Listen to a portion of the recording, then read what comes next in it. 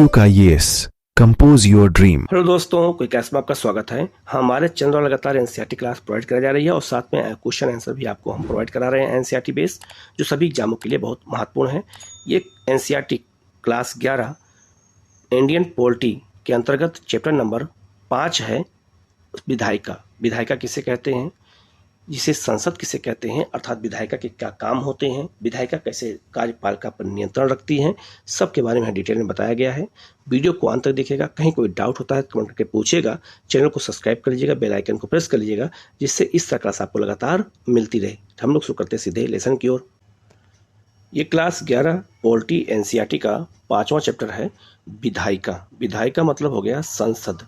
संसद किसे कहते हैं, संसद के बारे में हम पढ़ेंगे और संसद का क्या काम है, संसद के कितने सदन होते हैं, इस सब के बारे में हम यहाँ पे जानेंगे। और जब हम पूरा लेसन पढ़ लेंगे तो विधायिका का क्या महत्व होता है इसको जानेंगे, अर्थात संसद का क्या महत्व है, संसद के कार्य और शक्तियाँ क्या होती हैं, कानून कैसे बनता है, संसद कार्यपालिका को कैसे नियंत्रित करती है और संसद अपने ऊपर कैसे नियंत्रण रखती है, ये भी हम इस पर अच्छे से पढ़ेंगे। तो इतने हमें जो है 5 क्वेश्चन हमें यहाँ अच्छे समझ में आ जाएंगे और संसद क्या होती है इसके बारे में हम यहाँ डिटेल में जब जानेंगे तो हमें चीज़ें और अच्छे समझ में आएंगी। आप लोग वीडियो को पूरा देखिएगा।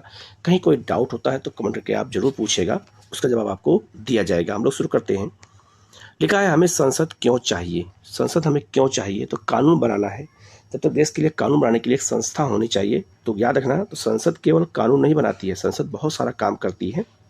हम सबको यहाँ डिटेल में देखेंगे। तो लिखा है जो है आपका कि विधायिका केवल, विधायिका मतलब यहाँ अगर कभी आ जाए विधायिका मतलब यहाँ संसद ही होगा, ये बात याद रखना। तो विधायिका केवल कानून बनाने वाली संस्था नहीं है, इसके अनेक महत्वपूर्ण कार्यों में से कानून बनाना भी एक कार्य है। तो कानून बनाना संसद का एक कार्य है, इसके अलावा बहुत सारे अनेक काम संसद के हैं। यह सभी लोकतांत्रिक राजनीतिक प्रक्रियाओं का केंद्र है। संसद में बहुत से दृश्य देखने को मिलते हैं। सदन में बहस, बहिर्गमन, विरोध, प्रदर्शन, सर्वसम्मति, सरोकार और सहयोग आदि इसे अत्यंत जीवंत रखते हैं। ये सभी बहुत ही महत्वपूर्ण उद्देश्यों को पूरा करते हैं। दरअसल वास्तविक प्रतिनिधित्व वाली कुशल और प्रभावी विधायिका के बिना सच्चे लोकतंत्र की कल्पना नहीं की जा सकती है। याद रखना, अगर हमें लोकतंत्र अच्छा चाहिए तो हमें विधायिका का होना बहुत जरूरी है। ठीक है, आगे ये लिखा है, विधायिका जनप्रतिनिधियों का जनता के प्रति उत्तरदायित्व सुनिश्चित करती है। यह वास्तव में जनप्रतिनिधित्व लोकतंत्र का आधार है। इसके बावजूद अधिकांश लोकतंत्रों में कार्यपालिका के मुकाबले विधायिकाएं अपना महत्व खोती जा रही हैं। याद रखना, अगर हम बात करें लोकतंत्र में, तो लोकतंत्र में जो है याद रखना विधायिका का महत्व बढ़ रहा है, लेकिन अन्य देशों में जो है ये घट रहा है। भारत में भी मंत्रिमंडल नीति निर्माण की पहल करता है। शासन का एजेंडा तय करता है कौन, मंत्रिमंडल, और उसे लागू करता है। इससे कुछ आलोचकों को यह कहने का मौका मिल जाता है कि संसद का ह्रास हो गया है। ऐसा नहीं है, बिल्कुल ठीक है, लेकिन अत्यंत शक्तिशाली मंत्रिमंडल को भी विधायिका में बहुमत की आवश्यकता होती है।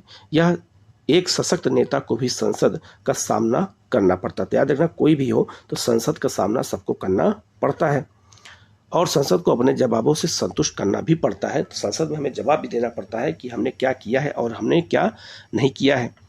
यह हमें संसद की लोकतांत्रिक क्षमता का एहसास कराता है। यह वाद विवाद का सबसे लोकतांत्रिक और खुला मंच है। याद रखना, वाद विवाद का सबसे खुला मंच कौन है, तो आपका है संसद। अपनी रचनात्मक विशेषता के कारण यह सरकार के अन्य सभी अंगों में सबसे ज़्यादा प्रतिनिधित्व है और फिर इसके पास सरकार कार्यपालिका का चयन करने और उसे बर्खास्त करने का भी शक्ति किसके पास है, तो याद रखना संसद के पास है, अर्थात विधायिका के पास है। तो ये इसकी पावर है, इसको याद रखना है। ठीक है, आगे बढ़ते हैं। लिखा है, संसद में 2 सदनों की क्या आवश्यकता है। हमारे संसद में 2 सदन हैं, एक राज्यसभा और एक लोकसभा। तो राज्यसभा लोकसभा को मिला के उसे कहते हैं द्विसदनात्मक व्यवस्था कहते हैं, 2 सदन कहते हैं। 2 सदन क्यों बनाया गया है ये भी हमें याद रखना। ये क्वेश्चन एग्जाम में मेंस में भी और इंटरव्यू में पूछे जाते हैं। तो लिखा है, हमारी राष्ट्रीय विधायिका का नाम संसद है। तो हमारे देश की जो विधायिका है उसे संसद कहते हैं। तो एक बार यहाँ गौर करने वाली बात है कि राज्यों की विधायिका होती है उसे विधानमंडल कहते हैं और जो राष्ट्रीय विधायिका है, जो देश की विधायिका है, उसे हम संसद कहते हैं। ये बात याद रखना। और दोनों के सदन होते हैं। ठीक है, तो याद रखना, हमारे देश की जो राज्य हैं उनमें केवल जो है 6 ऐसे राज्य हैं जिनके पास 2 सदनीय व्यवस्था है, बाकी एक ही सदन होते हैं। तो भी कहाँ है उसको देखेंगे। लिखा है, भारतीय संसद में 2 सदन हैं। जब किसी विधायिका में 2 सदन होते हैं तो उसे द्विसदनात्मक विधायिका कहते हैं। तो द्विसदनात्मक विधायिका इसीलिए कहा जाता है। भारतीय संसद के एक सदन को राज्यसभा तथा दूसरे को लोकसभा कहते हैं। संविधान ने राज्यों को एक सदनात्मक या द्विसदनात्मक विधायिका स्थापित करने का विकल्प दिया है। तो राज्यों में एक सदनात्मक विधायिका भी है और द्विसदनात्मक विधायिका भी है। तो दो कहाँ पर है? केवल 6 राज्य में है, बाकी जो है भारत के अन्य राज्यों में एक ही सदन है, केवल विधानसभा है। ठीक है, अभी इसको हम बताते आगे। लिखा है अब केवल 6 राज्यों में ही द्विसदनात्मक विधायिका। तो ये 6 राज्य हैं कौन से? तो 6 राज्य हैं आपका उत्तर प्रदेश, बिहार, इसके अलावा आपका जो है महाराष्ट्र, कर्नाटक, तेलंगाना और आंध्र प्रदेश। यही 6 राज्य हैं जहां पर विधायिका राज्य में द्विसदनात्मक है। आगे लिखा है विधायिकाओं से परिपूर्ण बड़े देश प्रायः जो है द्विसदनात्मक राष्ट्रीय विधायिका चाहते हैं ताकि वह अपने समाज के सभी वर्गों और देश के सभी क्षेत्रों और भागों को समुचित प्रतिनिधित्व दे सके। तो इतना ज़्यादा काम होता है कि हमें 2 सदन बनाने की आवश्यकता पड़ती है। द्विसदनात्मक विधायिका का एक और लाभ यह है कि संसद के प्रत्येक निर्णय पर दूसरे सदन में पुनर्विचार हो जाता है। मान लो एक सदन में कोई गलती हो जाए तो दूसरे सदन में उसका विचार भी होता है। एक सदन द्वारा लिया गया प्रत्येक निर्णय दूसरे सदन के निर्णय के लिए भेजा जाता है। इसका मतलब यह है कि प्रत्येक विधेयक और नीति पर 2 बार विचार होता है। याद रखना, किसी भी विधेयक पर 2 बार विचार होता है। तो 2 बार विचार होता है तो उसमें बहुत सारी जो गलतियां क्या होती है, बाहर हो जाती हैं। इससे हर मुद्दे को 2 बार जांचने का मौका मिलता है। यदि एक सदन जल्दबाजी में कोई निर्णय ले लेता है तो दूसरे सदन में बहस के दौरान उस पर पुनर्विचार संभव हो पाता है। तो उस पर पुनर्विचार ले जाता है कि मान लीजिए अगर एक सदन मान लो गलती कर दे तो दूसरा सदन क्या करे, उसको ठीक कर ले। यहाँ पर यह रहना, संविधान सभा में वाद विवाद के समय एक पूर्णिमा बनर्जी थी, उन्होंने एक बात कही थी कि उच्च सदन पुनर्विचार करने के उपयोगी काम को अंजाम दे सकता है और इसके विचारों को महत्व हो सकता है, पर मतों का नहीं। जो लोग सक्रिय राजनीति की उठापटक से दूर हैं वह निचले सदन को सलाह दे सकते हैं। तो निचला सदन किसे कहते हैं? लोकसभा।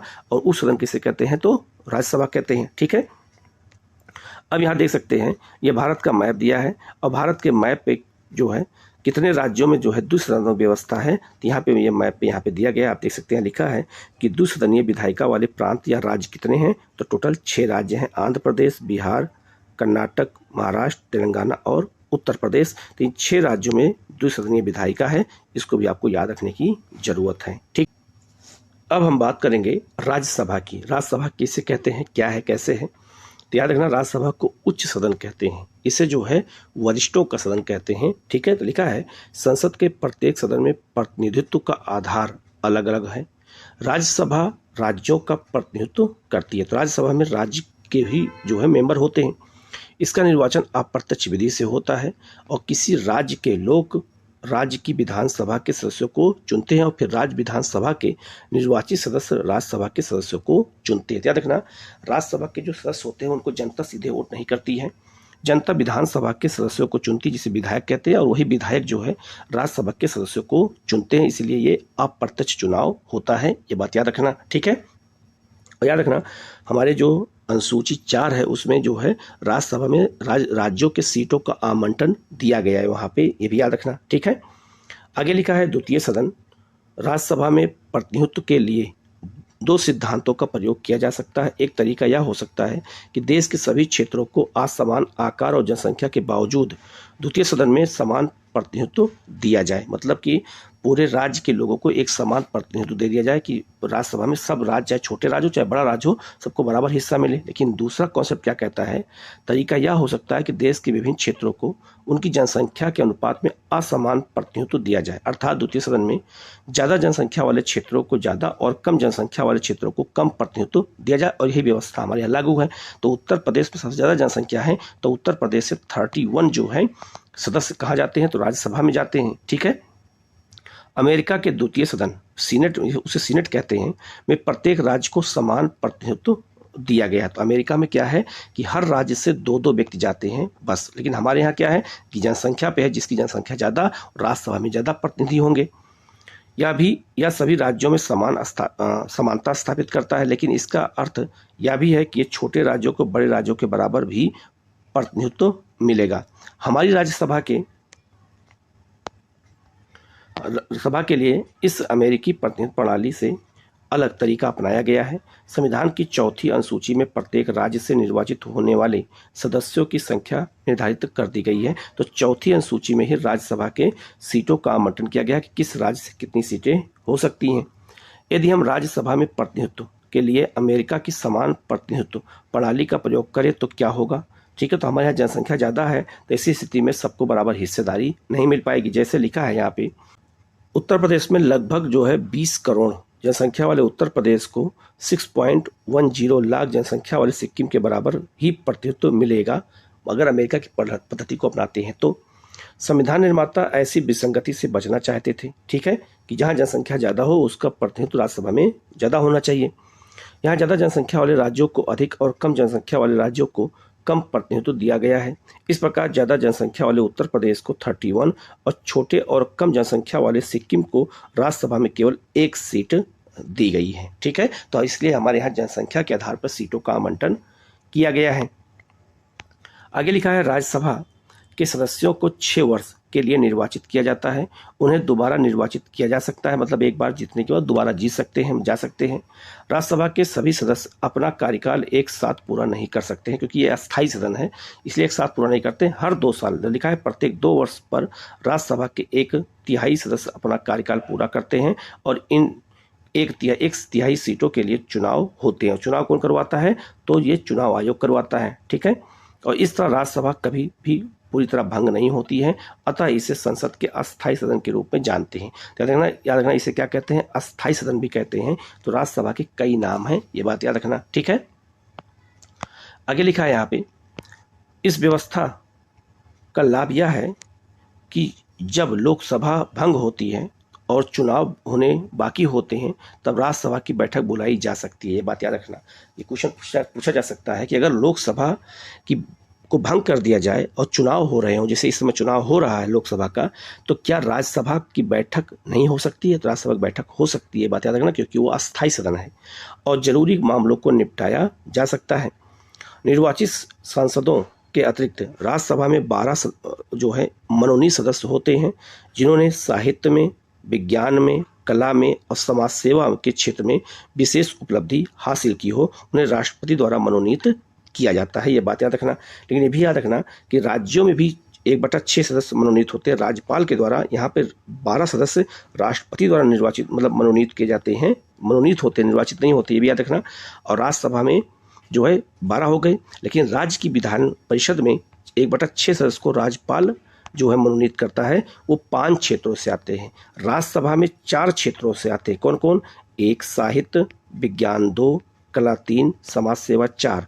लेकिन याद रखना, सहकारिता आंदोलन 5वां जुड़ जाता है राज्य में, तो राज्य में 5 क्षेत्रों से आते हैं, जबकि राज्यसभा में 4 क्षेत्रों से ही जाते हैं। ये बात याद रखना। ठीक है, आगे लिखा है लोकसभा। अब हम बात करेंगे लोकसभा की। इस समय लोकसभा का चुनाव चल रहा है, तो यहाँ से क्वेश्चन एग्जाम में पूछा जा सकता है। तो लिखा है, लोकसभा और राज्यों की विधानसभाओं के लिए जनता सीधे जो है सदस्यों को चुनती है। इसे प्रत्यक्ष निर्वाचन कहते हैं।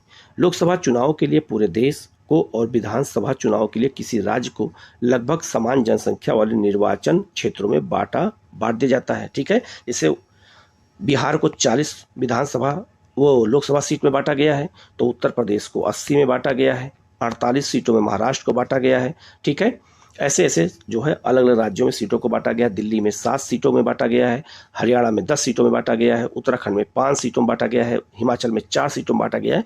ऐसे बहुत सारे सीटों में अलग अलग सबको बांट दिया गया है। ठीक है, यहाँ पे आप में ये मैप भी देख सकते हैं कि राज्यों में कौन कौन सी राज्यसभा की सीटें हैं, सबको यहाँ पर एक साथ मैंने दिखा दिया। आप ये देख करके भी याद कर सकते हैं। ठीक है, आगे लिखा है, प्रत्येक निर्वाचन क्षेत्र से एक प्रतिनिधि चुना जाता है।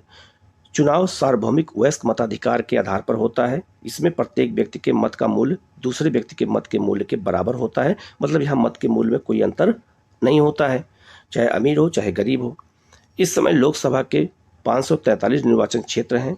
यह संख्या 1971 की जनसंख्या से जनगणना से चली आ रही है। याद रखना, हमारे देश में जो 543 निर्वाचित सीटें हैं वर्तमान में, वो 1971 की जनसंख्या पर निर्भर हैं। ये भी याद रखना, यही सब क्वेश्चन एग्जाम में पूछे जाते हैं। लोकसभा के लिए सदस्यों को 5 वर्ष के लिए चुना जाता है। लेकिन यदि कोई दल या दलों का गठबंधन सरकार न बना सके अथवा प्रधानमंत्री राष्ट्रपति को लोकसभा का भंग कर नए चुनाव कराने की सलाह दे तो लोकसभा को 5 वर्ष के पहले भी भंग किया जा सकता है। ये भी आपको याद रखना है कि जब जो है बहुमत नहीं होता है तब जो है चुनाव दोबारा भी हो सकते हैं अगर सरकार गिर जाती है। ठीक है, यहाँ हम 3 सवालों के जवाब ढूंढेंगे कि विधायिका के क्या कार्य हैं, क्या संसद के दोनों सदनों के कार्य समान हैं, क्या दोनों सदनों की शक्तियों में कोई फर्क है, हम सबको यहाँ पर एक एक करके देखेंगे। लिखा है कानून बनाने के अतिरिक्त संसद के अन्य अनेक कार्य हैं, आइए इन कार्यों की सूची बनाते हैं। पहला है विधायी कामकाज। विधायी कामकाज क्या है संसद का, इसको देख लेते हैं। लिखा है संसद पूरे देश या देश के किसी भाग के लिए कानून बनाती है। कानून बनाने वाली सर्वोच्च संस्था होने के बावजूद संसद प्रायः कानूनों को केवल स्वीकृति देने मात्र का काम करती है। तो कानून को केवल स्वीकृति देने का काम कौन करता है, संसद करती है। विधेयक 4 प्रकार के होते हैं, ये भी बता देता हूँ। वित्त विधेयक, संविधान संशोधन विधेयक, सामान्य विधेयक और धन विधेयक। 4 विधेयक होते हैं, भी याद रखना, जिससे कानून बनते हैं। तो विधेयकों को तैयार करने का वास्तविक काम तो किसी मंत्री के निर्देशन में नौकरशाही करती है। तो याद रखना, जो बिल तैयार किया जाता है, विधेयक मतलब होता है अंग्रेजी में बिल कहते हैं, तो कोई मंत्री और नौकरशाह जो ब्यूरोक्रेट होते हैं ये तैयार करते हैं। विधेयक का उद्देश्य और संसद में उसे प्रस्तुत करने का समय मंत्रिमंडल तय करता है। तो मंत्रिमंडल ही जो है विधेयक को तय करता है और वही विधेयक लाने का काम करता है। कोई भी महत्वपूर्ण विधेयक बिना मंत्रिमंडल की स्वीकृति के संसद में पेश नहीं किया जाता। यह भी याद रखना, जब तक प्रधानमंत्री के नेतृत्व में मंत्रिमंडल उसको स्वीकृति विधेयक को नहीं दे देगा तब तक उस संसद में पेश नहीं होगा। संसद के अन्य निजी सदस्य भी कोई विधेयक प्रस्तुत कर सकते हैं। मतलब जो सरकार में नहीं है वो लोग, या जो मंत्री नहीं है, सरकार मतलब ये हो गया कि जो सरकार में है नहीं है वो, जो विपक्ष में है, और जो सत्ता पक्ष में है लेकिन वो मंत्री नहीं है, उन सबको निजी सदस्य कहते हैं। वो भी जो है विधेयक प्रस्तुत कर सकते हैं, पर बिना सरकार के समर्थन के ऐसे विधेयकों को पास होना संभव नहीं है। जब तक सरकार समर्थन नहीं करती है तब तक जो है बिल पास नहीं होते, लेकिन बिल प्रस्तुत करने का अधिकार निजी सांसदों को भी दिया गया है। ठीक है, लिखा है आगे, कार्यपालिका पर नियंत्रण तथा उसका उत्तरदायित्व सुनिश्चित करना। तो दूसरा नंबर काम क्या है कि कार्यपालिका पर नियंत्रण रखती है कौन, संसद। तो लिखा है संसद का सबसे महत्वपूर्ण काम कार्यपालिका को उसके अधिकार क्षेत्र में सीमित रखने तथा जनता जिसने उसे चुना है के प्रति उसका उत्तरदायित्व सुनिश्चित करता है। इस अध्याय में आगे हम इसका विस्तार से अध्ययन करेंगे। ठीक है, इसको आगे हम और अच्छे से देखेंगे। अगला है तीसरा काम है वित्तीय कार्य। संसद का वित्तीय काम क्या है, सरकार को बहुत से काम करने पड़ते हैं। इन कामों पर धन खर्च होता है। यह धन कहाँ से आता है, प्रत्येक सरकार कर वसूली के द्वारा अपने संसाधनों को बढ़ाती है, लेकिन लोकतंत्र में संसद कराधान तथा सरकार द्वारा धन के प्रयोग पर नियंत्रण रखती है। ठीक है, तो संसद ही जो है कर लगाती है और जो धन आता है उसको क्या करती है, कंट्रोल करती है। यदि भारत सरकार कोई नया कर प्रस्ताव लाए तो उसे संसद की स्वीकृति लेनी पड़ती है। मान लीजिए जीएसटी ही लाना पड़ा तो संसद में संविधान संशोधन करके 101 करना पड़ा, तो बिना अगर कोई भी जो है कि सरकार कर लागू करेगी तो बिना जो है संसद की स्वीकृति के ऐसा नहीं हो सकता है। संसद की वित्तीय शक्तियां उसे सरकार के कार्यों के लिए धन उपलब्ध कराने का अधिकार देती हैं। सरकार को अपने द्वारा खर्च किए गए धन का हिसाब तथा प्रस्तावित आय का वितरण संसद को देना पड़ता है। संसद यह भी सुनिश्चित करती है कि सरकार न तो गलत खर्च करे और न ही ज़्यादा खर्च करे। संसद यह भी बजट और वार्षिक वित्तीय बजट जो है वक्तव्य के माध्यम से करती है। तो संसद में ही बजट पेश होता है जिसे हम वार्षिक बजट कहते हैं, और याद रखना यही इसी में आर्थिक समीक्षा भी पेश होती है। तो ये सब काम कहाँ होता है, संसद में, और संसद ही कर लगाती है। कर वसूलने का काम भी संसद के नियमों द्वारा होता है। तो इसका संसद तक केवल कानून बनाने का अधिकार नहीं है, बहुत सारे काम है, उसी की हम चर्चा यहाँ पर एक एक करके कर रहे हैं। ठीक है, अगला है प्रतिनिधित्व। संसद देश के विभिन्न क्षेत्रीय, सामाजिक, आर्थिक, धार्मिक समूहों के अलग अलग विचारों का प्रतिनिधित्व करती हैं। ठीक है, तो यहाँ पे क्षेत्र के स्तर पे सामाजिक, आर्थिक, धार्मिक हर स्तर पे लोग यहाँ पे संसद में आके बैठते हैं। बहस का बहुत बड़ा मंच भी है। संसद देश में वाद विवाद का सर्वोच्च मंच है। विचार विमर्श करने की उसकी शक्ति का पर कोई अंकुश नहीं है यहाँ पर। संसद में चाहे जितना भी विचार विमर्श होगा, जो कोई भी सांसद वहाँ कोई भी बात करेगा उसको न्यायालय में चुनौती नहीं दिया जा सकता है। सदस्यों को किसी भी विषय पर जो है निर्भीकता से बोलने की स्वतंत्रता है। ठीक है, आर्टिकल 105 में ये साफ साफ कहा गया है, संसदीय विशेषाधिकार है कि संसद के अंदर कोई भी बात होगी उसका कोर्ट में कोई मतलब नहीं होगा, कोई चुनौती नहीं दे सकता है। इसे संसद राष्ट्र के समक्ष आने वाले किसी एक या हर मुद्दे का विश्लेषण कर पाती है। यह विचार विमर्श हमारी लोकतांत्रिक जो है निर्णय प्रक्रिया की आत्मा है, ये भी आपको याद रखना है। ठीक है, आगे बढ़ते हैं। लिखा है संवैधानिक कार्य क्या करती है, तो लिखा है संसद के पास संविधान में संशोधन करने की शक्ति है। तो याद रखना, संशोधन करने का भी अधिकार किसको दिया गया है, संसद को दिया गया है। तो 368 के तहत और आर्टिकल 13 के तहत संविधान में संशोधन कर सकती है। कौन, संसद कर सकती है। ठीक है, लिखा है संसद के दोनों सदनों की संवैधानिक शक्तियां एक समान हैं। प्रत्येक संविधान संशोधन का संसद के दोनों सदनों के द्वारा एक विशेष बहुमत से पारित होना जरूरी होता है। तो संविधान संशोधन के मामले में राज्यसभा और लोकसभा दोनों के पास शक्तियां बराबर हैं, दोनों में कोई अंतर नहीं है। और याद रखना, संविधान संशोधन को विशेष बहुमत द्वारा ही पास कराया जाता है। आगे लिखा है निर्वाचन संबंधी कार्य, संसद निर्वाचन संबंधी काम करती है। क्या करती है, तो संसद चुनाव संबंधी भी कुछ कार्य करती है, या भारत के राष्ट्रपति और उपराष्ट्रपति का चुनाव भी करती है। तो याद रखना, संसद ही ऐसी है जो राष्ट्रपति और उपराष्ट्रपति का चुनाव भी करती है, ये भी आपको याद रखना, ये भी उसका एक काम है। न्यायिक कार्य क्या है उसका, तो भारत के राष्ट्रपति, उपराष्ट्रपति तथा उच्च न्यायालयों और सर्वोच्च न्यायालय के न्यायाधीशों को हटाए जाने के प्रस्ताव पर विचार करने का कार्य संसद के न्यायिक कार्य के अंतर्गत आता है। तो याद रखना, संसद को इतना संविधान ने पावर दे रखा है कि वो राष्ट्रपति को, उपराष्ट्रपति को, उच्च न्यायालय और सर्वोच्च न्यायालय के न्यायाधीशों को हटाने का भी जो है ताकत रखती है, पावर रखती है संसद। तो याद रखना, इसको कहते हैं न्यायिक कार्य है, ये भी याद रखना। ये सब काम कौन करता है, तो ये सब काम संसद करती है। तो संसद के एक काम नहीं है, संसद के बहुत सारे काम हैं। अब आते हैं, लिखा है राज्यसभा की शक्तियां क्या हैं, राज्यसभा की शक्तियां क्या हैं और फिर लोकसभा की शक्तियां क्या हैं, इसको देखेंगे। लिखा है ऊपर हमने संसद द्वारा जो है किए जाने वाले कार्यों का अध्ययन किया, लेकिन द्विसदनात्मक विधायिका में दोनों सदनों की शक्तियों में कुछ अंतर होता है। ठीक है, तो राज्यसभा में और लोकसभा की शक्तियों में, पावर में कुछ अंतर है, अब हम उसको ही देखेंगे।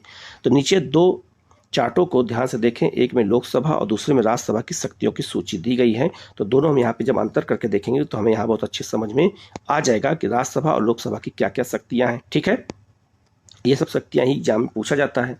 तो लोकसभा की क्या शक्तियाँ हैं और राज्यसभा की क्या शक्तियाँ हैं, अब यहाँ आप अच्छे समझ सकते हैं। लिखा है संघ सूची और समवर्ती सूची के विषय पर कानून बनाती है, धन विधेयकों को और सामान्य विधेयकों को प्रस्तुत और पारित करती है। कौन, लोकसभा। सामान्य विधेयक पर विचार कर उसे पारित करती है और धन विधेयकों में संशोधन प्रस्तावित करती है। तो धन विधेयक के मामले में राज्यसभा की शक्ति बहुत ज़्यादा नहीं है, वो केवल संशोधन प्रस्तावित कर सकती है, लोकसभा माने या ना माने। ठीक है, दूसरा, कर प्रस्तावों, बजट और वार्षिक वित्तीय वक्तव्यों को स्वीकृति देती है, ये संवैधानिक संशोधन को पारित करती है। प्रश्न पूछकर, पूरक प्रश्न पूछकर, प्रस्ताव लाकर और संविधान और अविश्वास प्रस्ताव के माध्यम से कार्यपालिका को नियंत्रित करती है संसद, ये लोकसभा। प्रश्न पूछकर, संकल्प और प्रस्ताव प्रस्तुत करके ये कार्यपालिका पर नियंत्रण रखती है। ठीक है, तो लोकसभा की पावर ज़्यादा है इस मामले में। संविधान में संशोधन करती है, तो संविधान संशोधन करने का अधिकार इसको भी है, उसको भी है। नेक्स्ट है आपका, यहाँ पर है राष्ट्रपति और उपराष्ट्रपति का चुनाव में भागीदारी करती है तथा उन्हें और सर्वोच्च न्यायालय व उच्च न्यायालय के न्यायाधीशों को हटा सकती है। उपराष्ट्रपति को हटाने का प्रस्ताव केवल राज्यसभा में ही लाया जा सकता है। यह भी याद रखना कि राष्ट्रपति को अगर हटाना हो तो उसका प्रस्ताव केवल राज्यसभा में लाया जाएगा। क्यों, क्योंकि राज्यसभा का पदेन अध्यक्ष सभापति कौन होता है, उपराष्ट्रपति ही होता है। ठीक है, आपातकाल की घोषणा को स्वीकृति देती है कौन, लोकसभा। राष्ट्रपति और उपराष्ट्रपति का चुनाव करती है तथा उन्हें और सर्वोच्च न्यायालय और उच्च न्यायालय के न्यायाधीशों को हटा सकती है। तो दोनों पावर बराबर है। समिति और आयोग का गठन करती है और उनके प्रतिवेदनों पर विचार करती है, या संसद को राज्य सूची के विषय पर कानून बनाने का अधिकार देती है। ठीक है, तो राज्य सूची पर कानून बनाना हो तो संसद को अधिकार राज्यसभा ही देगी, तभी बना सकते क्योंकि यह राज्यों का सदन है। ठीक है, अब आते हैं, लिखा है राज्यसभा के विशेष शक्तियां क्या हैं। कुछ ऐसी शक्तियां भारत में मतलब हमारे संसद में राज्यसभा को दी गई हैं, वो क्या है। तो विशेष शक्ति क्या है, आप जानते हैं कि राज्यसभा राज्यों का प्रतिनिधित्व करने वाली संस्था है। इसका उद्देश्य राज्य के हितों, शक्तियों का संरक्षण करना है। इसीलिए राज्य के हितों को प्रभावित करने वाला प्रत्येक मुद्दा इसकी सहमति और स्वीकृति के लिए भेजा जाता है, क्योंकि राज्यों सदन है तो राज्यों से जब कोई मामला होता है तो राज्यसभा उसको देखती है। उदाहरण के लिए, यदि केंद्र सरकार राज्य सूची के किसी विषय जिस पर केवल राज्य की विधानसभा कानून बना सकती है को राष्ट्र हित में संघीय सूची या समवर्ती सूची में हस्तांतरित करना चाहे तो उसमें राज्यसभा की स्वीकृति आवश्यक है। ये बात याद रखना। अगर मान लीजिए कोई ऐसा विषय है जो समवर्ती सूची में और क्या कहते हैं राज्य सूची में है और राज्य सूची से उसे संघीय सूची या समवर्ती सूची में डालना होगा तो राज्यसभा की स्वीकृति लेनी पड़ेगी। ये उसका विशेष पावर है, विशेष शक्ति है, याद रखना। इस प्रावधान से राज्यसभा की शक्ति बढ़ती है, लेकिन अनुभव के आधार पर तो यही लगता है कि राज्यसभा के सदस्य अपने राज्यों से अधिक अपने अपने दलों का प्रतिनिधित्व करते हैं। ठीक है, तो याद रखना, ये भी जो है बड़ा कॉन्सेप्ट हमें समझना होगा। ठीक है, अब आते हैं लोकसभा की विशेष शक्तियां क्या हैं। तो कुछ ऐसी शक्तियां हैं जिनका प्रयोग केवल लोकसभा ही कर सकती है। केवल लोकसभा में ही धन विधेयक प्रस्तुत किए जा सकते हैं। याद रखना, धन विधेयक केवल लोकसभा में आ सकते हैं, राज्यसभा में नहीं आ सकते हैं। ये उसका विशेष पावर है और वही उसे संशोधित या अस्वीकृति कर सकती है। मंत्रिपरिषद केवल लोकसभा के प्रति उत्तरदायी होता है। तो जो मंत्रिपरिषद प्रधानमंत्री नेतृत्व में बनता है वो केवल लोकसभा के प्रति ही उत्तरदायी होता है, ये भी याद रखना। राज्यसभा के प्रति नहीं होती है उत्तरदायी, ये भी याद रखना, क्वेश्चन कई बार पूछा गया है। अतः राज्यसभा सरकार की आलोचना तो कर सकती है पर उसे हटा नहीं सकती, ये भी याद रखना। तो राज्यसभा सरकार की आलोचना करे लेकिन उसको हटाने का पावर राज्यसभा के पास नहीं है। क्या आप बता सकते हैं कि ऐसा क्यों? राज्यसभा को जनता नहीं बल्कि विधायक चुनते हैं, ये याद रखना, क्योंकि राज्यसभा जनता के प्रति उत्तरदायी नहीं है, ये राज्यों के प्रति उत्तरदायी है। और लोकसभा चुनाव में जनता सीधे वोट करती है, तो जनता के प्रति उत्तरदायित्व किसका है? लोकसभा का। अतः संविधान ने राज्यसभा को केवल लोकसभा के बराबर शक्तियां नहीं दी हैं। संविधान द्वारा अपनाई गई लोकतांत्रिक व्यवस्था में जनता के पास अंतिम शक्ति होती है, क्योंकि जनता ही निर्णय लेती है कि शासन कौन करेगा। इस तर्क के अनुसार जनता के द्वारा प्रत्यक्ष विधि से निर्वाचित प्रतिनिधियों के पास ही सरकार को हटाने और वित्त पर नियंत्रण रखने की शक्ति होनी चाहिए। ठीक है, इसके अतिरिक्त सामान्य और संवैधानिक विधेयकों को पारित करने, राष्ट्रपति पर महाभियोग लगाने, उपराष्ट्रपति को हटाने आदि के संबंध में लोकसभा और राज्यसभा की शक्तियां समान हैं, ये भी याद रखना। ये भी एग्जाम में पूछा जा सकता है कि लोकसभा और राज्यसभा के दोनों के मामले में शक्तियां में समानता कहाँ दिखती है? तो सामान्य और संवैधानिक संशोधनों के विधेयक में पारित कराने में, राष्ट्रपति पर महाभियोग में लगाने में, उपराष्ट्रपति को हटाने में लोकसभा और राज्यसभा की शक्तियां क्या है? बिल्कुल समान हैं, ये भी आपको याद रखना है। ठीक है, अब आगे बढ़ते हैं। संसद कानून कैसे बनाती है? अब इस पे बात करेंगे कि संसद हमारी कानून बनाती कैसे है। तो संसद का प्रमुख कार्य अपनी जनता के लिए कानून बनाना होता है। तो जनता के लिए ही कानून बनाया जाता है। कानून बनाने के लिए एक निश्चित प्रक्रिया अपनाई जाती है। कानून बनाने की विधियों में से कुछ का उल्लेख संविधान में किया गया है, लेकिन कानून बनाने की कुछ विधियां कालक्रम में लगातार पालन किए जाने के बड़ा कारण स्वीकार कर ली गई हैं। कानून बनाने की प्रक्रिया में किसी विधेयक को कई अवस्थाओं से गुजरना पड़ता है। तो जो विधेयक प्रस्तुत किए जाते हैं उसे कई अवस्थाओं से गुजारा जाता है। ठीक है, इन अवस्थाओं पर गौर करें, आपको साफ साफ पता चलेगा कि कानून बनाने की प्रक्रिया तकनीकी और कठिन होती है। प्रस्तावित कानून के प्रारूप को विधेयक कहते हैं। याद रखना, विधेयक किसे कहते हैं? तो जो कानून बनाने का प्रस्ताव लाया जाता है उसे हम क्या कहते हैं? विधेयक कहते हैं। और विधेयक कई तरह के हो सकते हैं। तो विधेयक 4 प्रकार के होते हैं, मैंने बता ही दिया था आपको। संविधान संशोधन विधेयक नंबर 1, सामान्य विधेयक नंबर 2, धन विधेयक नंबर 3 और संविधान और आपका वित्त विधेयक नंबर 4, ये भी आपको याद रखना है। ठीक है, मंत्री के अतिरिक्त कोई और सदस्य विधेयक पेश करे तो उसे विधेयक को निजी विधेयक कहते हैं। तो जो विधेयक मंत्री पेश करते हैं वो सरकारी विधेयक होता है, लेकिन जो विधेयक जो है कोई और सदस्य पेश करता है उसे निजी विधेयक कहते हैं। मंत्री के द्वारा प्रस्तुत विधेयक को सरकारी विधेयक कहते हैं, मैंने आपको वही बताया। और विधेयक जिन चरणों से होकर पारित होता है, आइए उसे हम समझते हैं कि कैसे विधेयक पारित होता है। उससे पहले यहाँ कुछ हम चीज़ें जान लेते हैं। ठीक है, देखो यहाँ लिखा है, सबसे पहले जनता की इच्छा होती है, फिर क्या होता है इसके बाद, फिर यहाँ विधेयक बनता है। विधेयक अगर धन विधेयक नहीं है तो उसे किसी एक सदन में पेश किया जा सकता है। यहाँ पेश किया गया, विधेयक समिति के पास भेजा जाता है। या उस पर सदन में चर्चा होती है। तो विधेयक समिति के पास भेजा गया, चर्चा शुरू हो गई, फिर समिति अपनी रिपोर्ट देती है, फिर रिपोर्ट जब देगी तो सदन इस पर रिपोर्ट को स्वीकार या अस्वीकार कर सकता है। ठीक है, फिर क्या होगा, फिर सदन में विधेयक जो है प्रस्तुत किया जाता है, उस पर चर्चा होती है। फिर क्या होगा, विधेयक या तो पारित होता है या फिर रद्द हो जाता है। फिर क्या होगा, फिर विधेयक वहाँ से अगर पास हो गया तो दूसरे सदन में भेजा जाता है। दूसरा सदन या तो उसे मंजूरी देता है या फिर उसे सुझाव के लिए भेज सकता है। जरूरत पड़ने पर संसद संयुक्त बैठक बुला सकती है। आर्टिकल 108 के तहत संयुक्त बैठक बुलाया जा सकता है।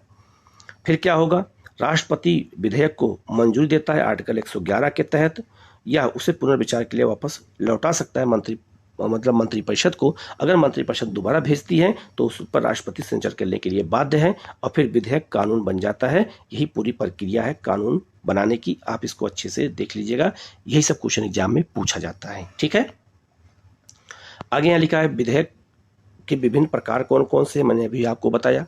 एक सरकारी विधेयक होता है, एक निजी विधेयक होता है, मैंने अभी बता दिया था। एक गैर वित्त विधेयक होता है, एक वित्त विधेयक होता है।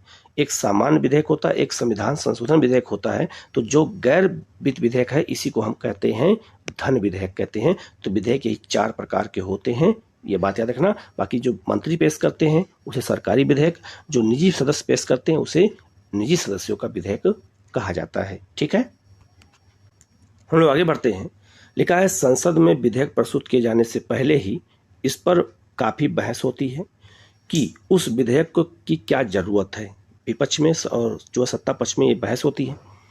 कोई राजनीतिक दल अपने चुनावी वादों को पूरा करने या आगामी चुनाव को जीतने के इरादे से किसी विधेयक को प्रस्तुत करने के लिए सरकार पर दबाव डाल सकता है, ये भी होता है।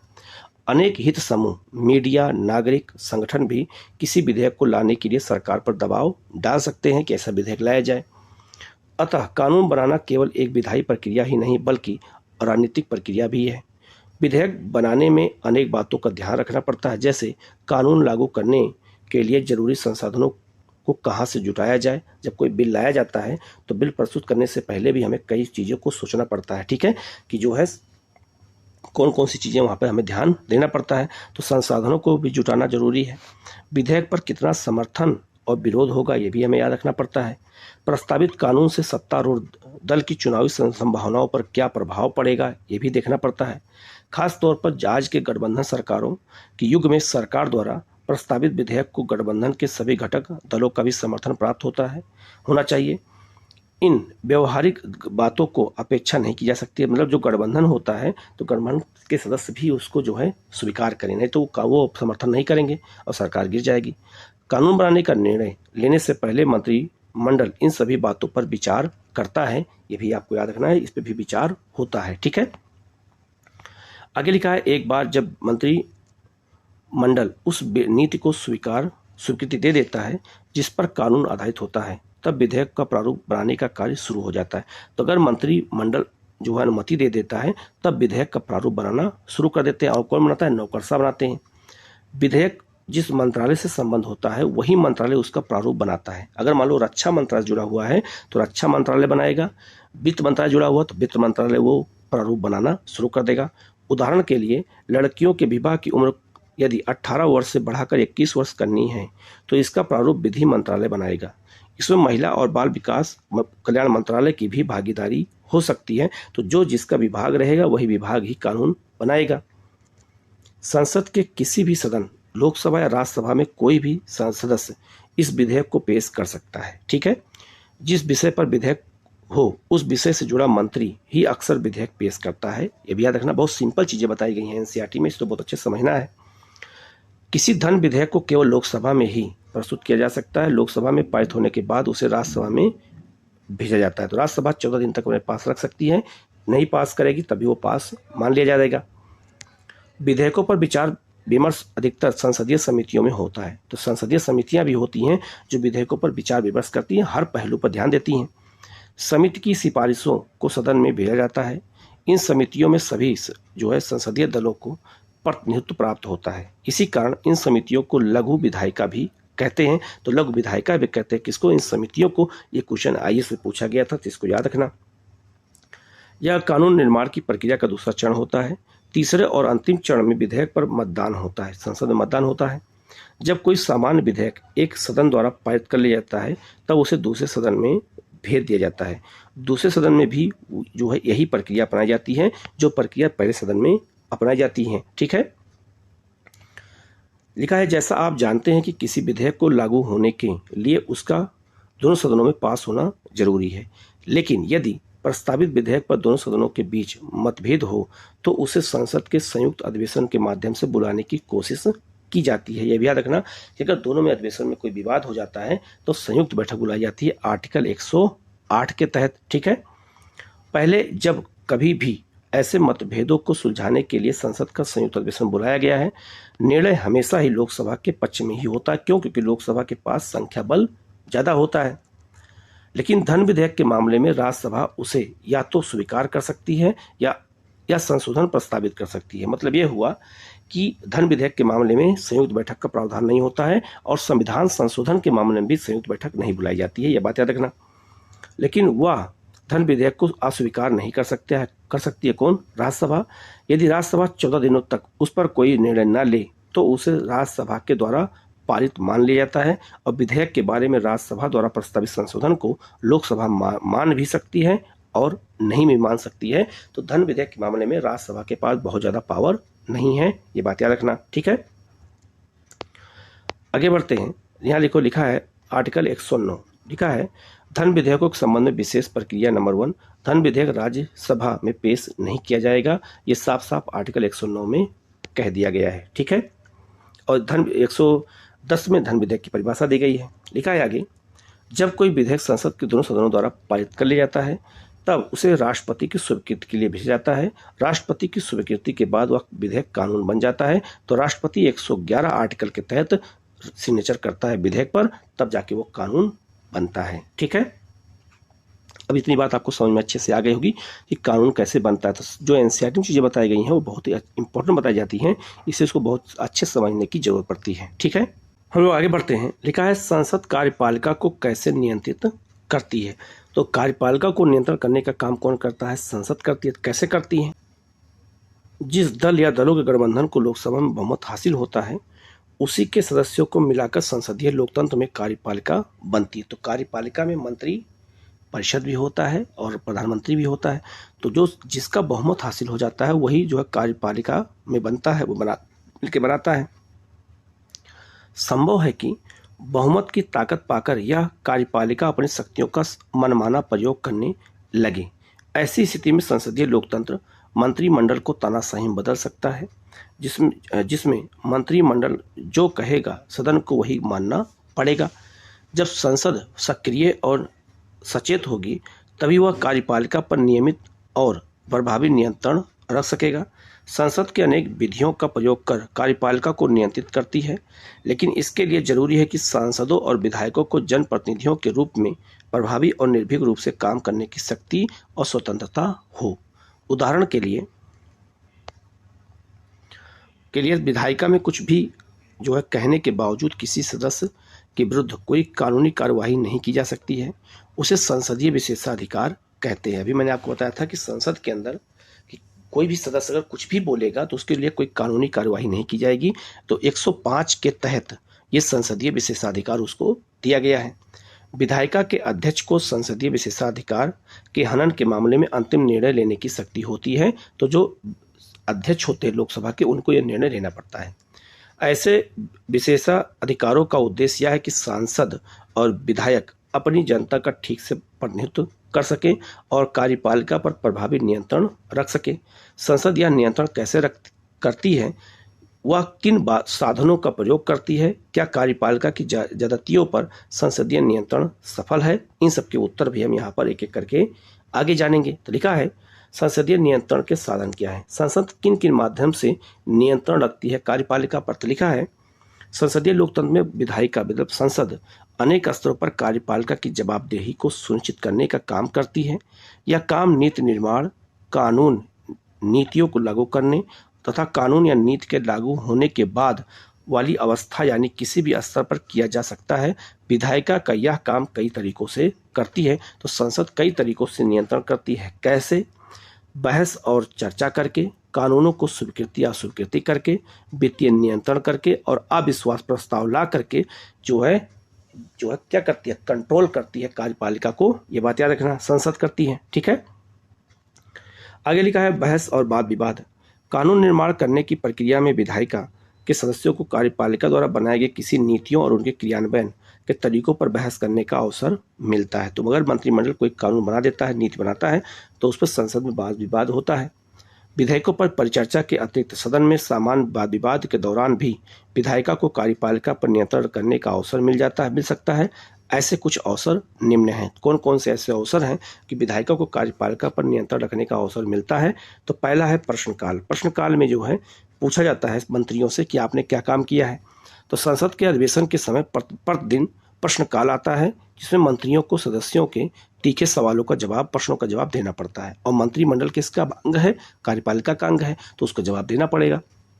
शून्यकाल, इसमें संसद के किसी भी महत्वपूर्ण मुद्दे को उठा सकते हैं संसद सदस्य, पर मंत्री उसका उत्तर देने के लिए बाध्य नहीं है और लोकहित के मामले में आधे घंटे की चर्चा और स्थगन प्रस्ताव आदि होता है। प्रश्नकाल सरकार की कार्यपालिका और प्रशासकीय एजेंसियों पर निगरानी रखने का सबसे प्रभावी तरीका होता है। तो प्रश्नकाल में अगर सरकार ने कोई गलत काम किया है तो संसद में क्वेश्चन उससे पूछा जाता है। संसद के सदस्यों ने प्रश्नकाल में गहरी रुचि दिखाई है और इस समय सदन में सबसे ज़्यादा उपस्थिति रहती है, सबसे ज़्यादा लोग उसी समय रहते हैं प्रश्नकाल में ही। ज़्यादातर प्रश्न लोक अभिहित के विषयों पर, जैसे मूल्य वृद्धि, अनाज की उपलब्धता, समाज के कमजोर वर्गों के विरुद्ध अत्याचार, दंगे, कालाबाजारी आदि पर सरकार ने सूचनाएं मांगने के लिए होते हैं। इसमें सदस्यों को सरकार की आलोचना करने और अपने निर्वाचन क्षेत्र की समस्याओं को उठाने का अवसर भी मिलता है। तो प्रश्नकाल में हम सरकार की आलोचना भी करते हैं और अपने निर्वाचन क्षेत्रों में अगर कोई समस्या है तो ये बात वहाँ पर उठा सकते हैं। प्रश्नकाल के दौरान वाद विवाद इतने तीखे हो जाते हैं कि अनेक सदस्यों द्वारा अपनी बात रखने के लिए प्रायः ऊंची आवाज में बोलना, अध्यक्ष के आसन के पास चले जाना और सदन में से बहिष्गमन करने जैसी घटनाएं देखी जाती हैं। कभी कभी ऐसा भी होता है, बहुत तेज लोग बोलते हैं, अध्यक्ष के पास तक पहुंच जाते हैं। इससे सदन का बहुत समय बर्बाद हो जाता है। लेकिन इसी के साथ हमें यह नहीं भूलना चाहिए कि ये सभी कदम सरकार के जो है रियायत प्राप्त करने के राजनीतिक तरीके हैं और इससे कार्यपालिका का उत्तरदायित्व सुनिश्चित होता है। तो वाद विरोध होना भी चाहिए, ठीक है, तभी कार्यपालिका ठीक से काम करेगी, नहीं तो काम नहीं करेगी। कानूनों की स्वीकृति या अस्वीकृति ये क्या है? कानूनों को मंजूरी देने या नामंजूर करने का अधिकार भी संसद के पास होता है। इसके अधिकार के द्वारा भी संसद कार्यपालिका पर नियंत्रण कर रखती है। कोई भी विधेयक संसद की स्वीकृति के बाद ही कानून बन पाता है, ये भी आपको पता है।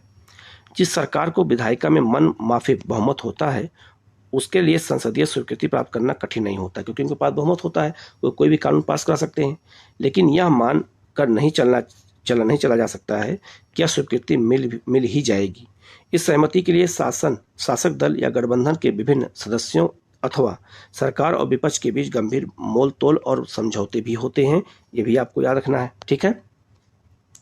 यदि सरकार के पास लोकसभा में तो बहुमत हो पर राज्यसभा में ना हो, जैसा कि 1977 में जनता पार्टी और 2000 में मतलब एनडीए सरकारों के दौरान हुआ था कि उन्हें लोकसभा में तो बहुमत था लेकिन राज्यसभा में बहुमत नहीं मिला था, तब संसद के दोनों सदनों की स्वीकृति प्राप्त करने के लिए सरकार को काफ़ी रियायतें देनी पड़ती हैं। अनेक विधेयकों मसलन लोकपाल विधेयक, आतंकवाद निरोधक विधेयक जो राज्यसभा से अस्वीकृति कर दिया गया था, यही इसका परिणाम है, क्योंकि जब बहुमत नहीं होता है तो वहाँ बिल पास नहीं हो पाते हैं। वित्तीय नियंत्रण क्या है? जैसा पहले कहा जा चुका है कि सरकार के कार्यक्रमों को लागू करने के लिए वित्तीय संसाधनों की व्यवस्था बजट के द्वारा की जाती है, ठीक है। तो जितने भी कार्यक्रम बनाए जाते हैं बजट द्वारा उनको पैसा दिया जाता है। संसदीय स्वीकृति के लिए बजट बनाना और उसे पेश करना सरकार की संवैधानिक जिम्मेदारी है। इस जिम्मेदारी के कारण विधायिका को कार्यपालिका के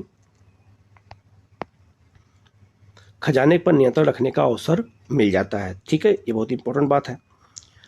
सरकार के लिए संसाधन स्वीकृति करने से विधायिका मना कर सकती है। ऐसा इसलिए नहीं हो पाता है क्योंकि कार्यपालिका को विधायिका में बहुत बहुमत प्राप्त होता है। फिर भी धन स्वीकृति करने से पहले लोकसभा सरकार द्वारा धन मांगने के कारणों पर चर्चा करती है कि धन कहाँ कैसे कितना पैसा मांग रहे हैं, क्यों मांग रहे हैं। वह भारत के नियंत्रक महालेखा परीक्षक और संसद के लोक लेखा समिति की रिपोर्ट के आधार पर धन के दुरुपयोग के मामलों की जांच कर सकती है। लेकिन संसदीय नियंत्रण का एकमात्र उद्देश्य सरकारी धन के दुरुपयोग को सुनिश्चित करना ही नहीं होता है। वित्तीय नियंत्रण द्वारा विधायिका सरकार की नीतियों को भी नियंत्रण करती है। तो एक जो सदुपयोग हो रहा है वो तो ठीक है, दुरुपयोग अगर हो रहा है तो उसको भी देखेगी सरकारी धन का, और साथ साथ में ये जो है वित्तीय नियंत्रण पर विधायिका फिर नियंत्रण भी रखती है कि पैसा कहाँ कितना खर्च हो रहा है। ठीक है, अब आते हैं अविश्वास प्रस्ताव। अविश्वास प्रस्ताव अगर पास हो जाता है तो सरकार गिर जाती है। तो लिखा है, संसद द्वारा कार्यपालिका को उत्तरदायी बनाने का सबसे सशक्त हथियार अविश्वास प्रस्ताव होता है। ठीक है, तो संसद कार्यपालिका पर नियंत्रण रखने में अविश्वास प्रस्ताव सबसे महत्वपूर्ण हथियार माना जाता है। लेकिन जब तक सरकार को अपने दल अथवा सहयोगी दलों का बहुमत प्राप्त हो, तब तक सरकार को हटाने की सदन की यह शक्ति वास्तविक कम और काल्पनिक ज़्यादा होती है। अगर उसके पास बहुमत है तो उसको हटा पाना आसान नहीं है। लेकिन सन जो है 1989 के बाद से अपने प्रति सदन के अविश्वास के कारण अनेक सरकारों को त्यागपत्र देना पड़ा। इनमें से प्रत्येक सरकार ने लोकसभा का विश्वास खोया क्योंकि वो अपने गठबंधन के सहयोगी दलों का समर्थन बनाए ना रख सकी। तो 1989 के बाद बहुत बार सरकारें गिरी हैं। HD देवगौड़ा सरकार गिरी है, इसके अलावा अटल बिहारी वाजपेयी सरकार गिर गई है। ठीक है, इस प्रकार संसद कार्यपालिका को प्रभावी ढंग से नियंत्रित कर सकती है और ये एक उत्तरदायी सरकार का होना सुनिश्चित कर सकती है। परंतु इसके लिए जरूरी है कि सदन के पास पर्याप्त समय हो, सदन बहस में रुचि रखती हो और उसमें प्रभावशाली ढंग से भाग ले। ठीक है, सरकार तथा विपक्ष में आपस में समझौता करने की इच्छा हो, ये सब काम होते हैं तभी चीज़ें हो सकती, नहीं तो ये चीज़ें नहीं हो सकती हैं। पिछले 2 दशकों में लोकसभा और राज्य विधानसभाओं में अधिवेशनों में और इसमें होने वाली बहस पर चर्चा किए जा रहे समय में उत्तरोत्तर गिरावट आई है। अब तो बहुत ज़्यादा लोग जो है चर्चा नहीं करते हैं। इसके अतिरिक्त संसद के दोनों सदनों में गणपूर्ति, कोरम का अभाव और विपक्ष द्वारा अधिवेशनों के बहिष्कार जैसी समस्याएं भी हो रही हैं, जिससे वाद विवाद के द्वारा कार्यपालिका को नियंत्रित करने की सदन की शक्ति प्रभावित हुई है। तो जब बहस ही नहीं करोगे कि आप संसद से निकल के चले जाओगे तो कार्यपालिका पर नियंत्रण रखना आसान नहीं हो पाएगा। ठीक है, अब हम लोग संसदीय समितियां क्या करती हैं इस पर चर्चा कर लेते हैं। लिखा है, विभिन्न विधायी कार्यों के लिए समितियों का गठन संसदीय कामकाज का एक महत्वपूर्ण पहलू होता है। तो संसदीय कामकाज के लिए ही समितियां संसद में बनाई जाती हैं, उन्हें हम संसदीय समितियां कहते हैं। ये समितियां केवल कानून बनाने में ही नहीं वरन सदन के दैनिक कार्यों में भी अत्यंत महत्वपूर्ण भूमिका निभाती हैं। सदन के अलग अलग कामों में भी ये महत्वपूर्ण भूमिका निभाती हैं। चूँकि संसद केवल अपने अधिवेशन के दौरान ही बैठती है, इसीलिए उसके पास अत्यंत सीमित समय होता है। तो संसद केवल अधिवेशन के समय ही बैठती है, अन्य समय तो बैठती नहीं है। तो काम तो करना है, तो काम कौन करता है? संसदीय समितियां करती हैं। किसी कानून को बनाने के लिए उससे जुड़े विषय पर गहन अध्ययन करना पड़ता है। इसके लिए उस पर ज़्यादा ध्यान और समय देने की जरूरत पड़ती है। ठीक है, इसके अतिरिक्त और भी महत्वपूर्ण कार्य होते हैं, जैसे विभिन्न मंत्रालयों की अनुदान मांगों का अध्ययन, विभिन्न विभागों के द्वारा किए गए खर्चों की जांच, भ्रष्टाचार के मामलों की पड़ताल आदि। ये सारा काम संसदीय समितियां करती हैं। ये सब क्वेश्चन एग्जाम में पूछे जाते हैं IAS में। ठीक है, या प्री एग्जाम में पूछे जाते हैं PCS में। ठीक है, संसदीय समितियां यह सब कार्य करती हैं। 1983 से भारत में संसद की अस्थायी समितियों की प्रणाली विकसित की गई है। विभिन्न विभागों से संबंधित ऐसी 20 समितियां हैं। अस्थायी समितियां विभिन्न विभागों के कार्यों, उनके बजट, खर्च और उनसे संबंधित विधेयकों की देखरेख भी करती हैं। तो ऐसी संसदीय समितियां बनाई जाती हैं जिनमें संसद के सदस्य होते हैं और वो सब काम करते हैं, संसद के काम को आसान बना देते हैं। आगे लिखा है, अस्थायी समितियों के अतिरिक्त अपने देश में संयुक्त संसदीय समितियों का भी अत्यंत महत्वपूर्ण स्थान है। तो संयुक्त संसदीय समितियों में लोकसभा और राज्यसभा के दोनों सदस्य होते हैं। इन समितियों में संसद के दोनों सदनों के सदस्य होते हैं, वही मैंने बताया। संयुक्त संसदीय समिति का गठन किसी विधेयक पर संयुक्त चर्चा अथवा वित्तीय अनियमितताओं की जांच करने के लिए किया जाता है। ठीक है, समितियों की इस व्यवस्था ने संसद का कार्यभार हल्का कर दिया है। अनेक महत्वपूर्ण विधेयकों को समितियों को भेजा गया। संसद ने समितियों द्वारा किए गए काम में छिटपुट बदलाव करके उसको मंजूरी दे दी। कानूनी नजरिए से देखें तो संसद की मंजूरी के बिना तो बजट पास हो सकता है और ना ही कोई विधेयक कानून बन सकता है, ये भी आपको याद रखना है, ठीक है। किंतु यह बात भी सच है कि समितियों द्वारा किए गए सुझाव को संसद शायद ही कभी ना मंजूर करती है, ये भी याद रखना कि संसद की समितियों के सुझाव को अक्सर मान भी लिया जाता है, ये भी याद रखना, ठीक है। अब आगे बढ़ते हैं। लिखा है संसद स्वयं को कैसे नियंत्रित करती है। तो संसद अपने आप को कैसे नियंत्रित करती है।